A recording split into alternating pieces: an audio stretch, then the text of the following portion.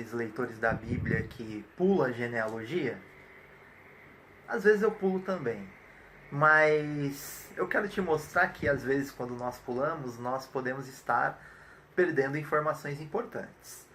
Por exemplo, aqui em 1 Crônicas capítulo 2, a partir do versículo 13, nós temos a informação dos filhos de Jessé, entre os quais se encontra o rei Davi. E aqui é uma coisa que muita gente não percebe. O rei Davi tinha irmãs. Aqui no versículo 16 do capítulo 2, está escrito que as irmãs destes, ou seja, de Davi e de seus irmãos, portanto irmãs de Davi, foram Zeruia e Abigail.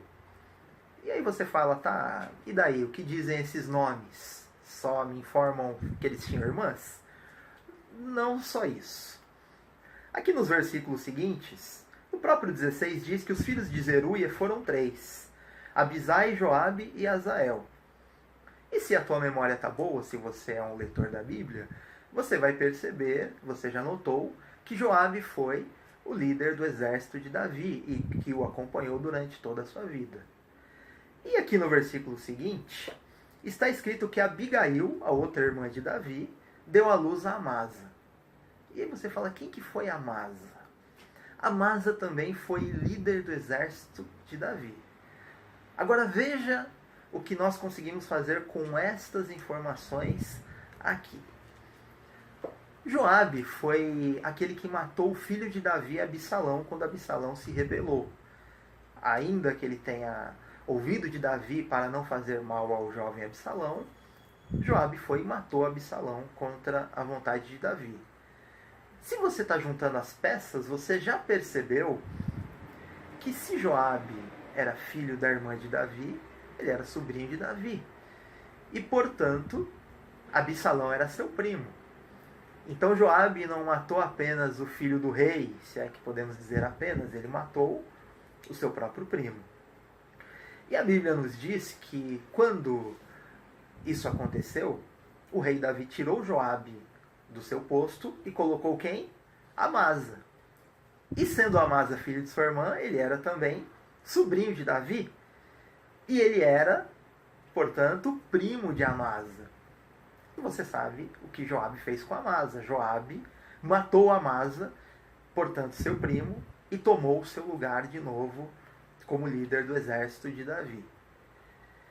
E aí você me pergunta, mas essas matanças acabaram por aí?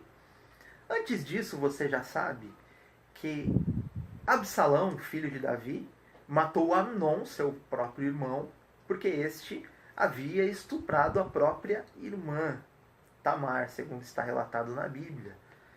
E aí você já começa a ver que nessa família de Davi, as coisas não eram muito pacíficas e não se perdoava nem o próprio sangue. E quando Davi está para morrer, um dos conselhos que ele dá a Salomão, seu filho que assumiria o trono, é: Salomão, não deixe Joabe descer à sepultura em paz.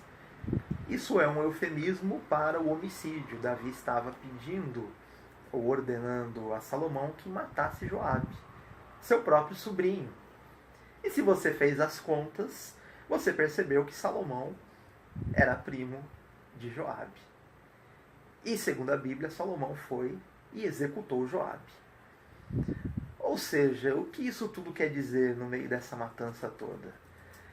Que mesmo os homens de Deus do passado, eles ainda não tinham um conceito muito elevado da espiritualidade, do amor, da justiça.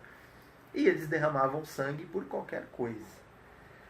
E quando nós lemos o Novo Testamento, nós temos uma clara impressão de que o conceito de amor e de espiritualidade evoluiu muito. E mesmo o menos espiritual dentre nós não agiria como Davi muitas vezes agiu, como Joabe, uma máquina de matar, agiu, e como Salomão também agiu. Portanto, assim como as ciências evoluem, eu creio que também a teologia e a espiritualidade evoluem. Fique com essa reflexão.